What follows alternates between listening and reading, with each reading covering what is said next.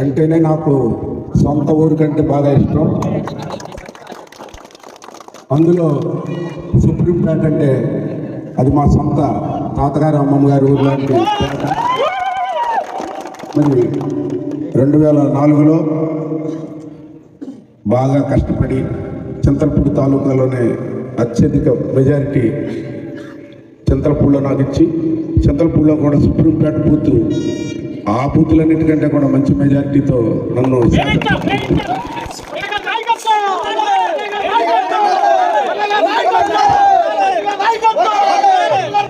ఆ తర్వాత శాసనసభ్యుడు అయిన తర్వాత మరి ఫస్ట్ ఇక్కడికి వచ్చి ఇక్కడ పెద్దలందరి ఆశీస్సులు తీసుకుని అప్పుడు నేను అనుకునేవాడిని ఈ ప్రాంతంలో దరిదాపు 20 సంవత్సరాలు పైబడి మంత్రి గారు పరిపాలించారు, చాలా పనులు చేసి ఉంటారు, సమస్యలు ఏమీ లేవనుకున్నాను.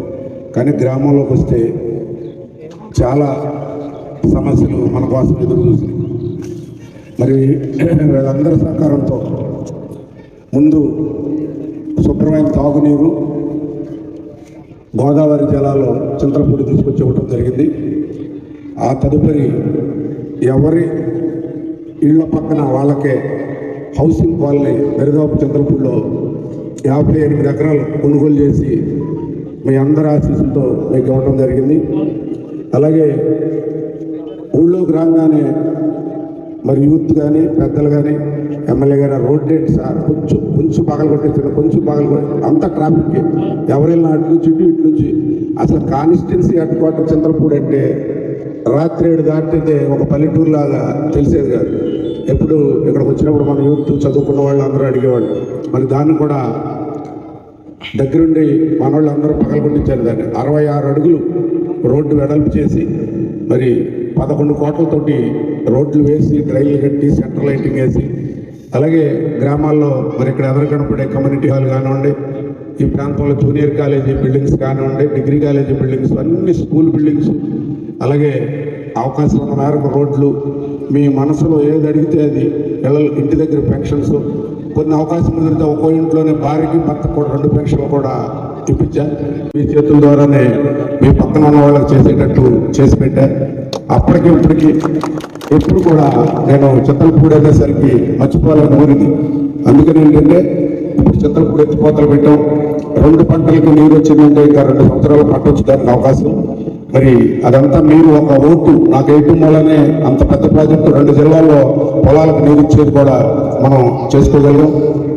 అలాగే ఐటీఐ కాలేజ్ కానివ్వండి, మరి SC/ST బాయ్స్ రెసిడెన్షియల్ స్కూల్ 3 నెలలు పూర్తి అయిపోయిన తర్వాత ముఖ్యమంత్రి గారు కిరణ్ కుమార్ రెడ్డి గారు దగ్గర పెట్టుకెళ్తే మురళి 3 నెలలు ఎకడమిక్ ఇయర్ అయిపోయాక ఇదైతే అన్నాడు. లేదు సార్ చిన్న ఇన్స్టలేషన్ అన్నాడు. అంటే మీరు ఇచ్చిన ఆశీస్సులతో ముఖ్యమంత్రి దగ్గర మనకున్న గౌరవం చెప్తున్నాం. మేము ఇన్స్టలేషన్ వెంటనే ₹1 మార్కెట్ యార్డ్లో ఆ స్కూల్ పెట్టాం.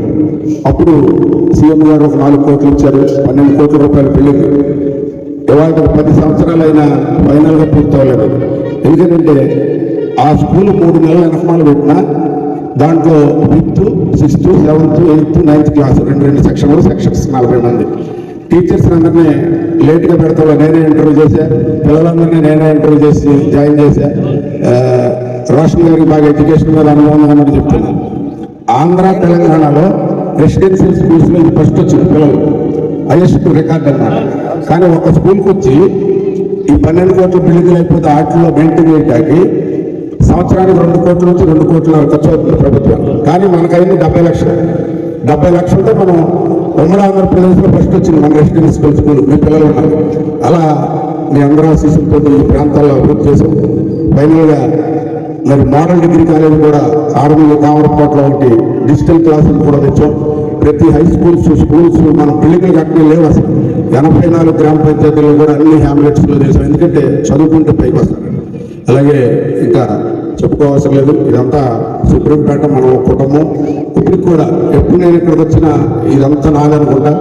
వీళ్ళెవరు మా ఇంటికి వచ్చినా ఇది మాది ఇల్లు, మన సొంతం అనే ఫీలింగ్ ఎప్పటికీ ఉంది. ఇది మనం ఉన్నంత కాలం ఇలాగే ఉండాలని మీకు ఏదైనా ఇబ్బంది వస్తే నేను నాకేదన్నా ఇబ్బంది వస్తే మీరు పార్టీ పక్కన పెట్టండి.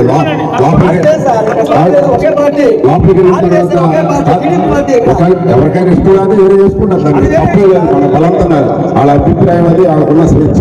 కాబట్టి ఈ సుప్రీంపేటని మరొకసారి వీళ్ళందరినీ చూసి అభినందించి, ఎందుకంటే వీళ్ళందరూ వేసాలు రాని టైంలో వచ్చాను మళ్ళీ ఇప్పుడంతా రావడం జరిగింది.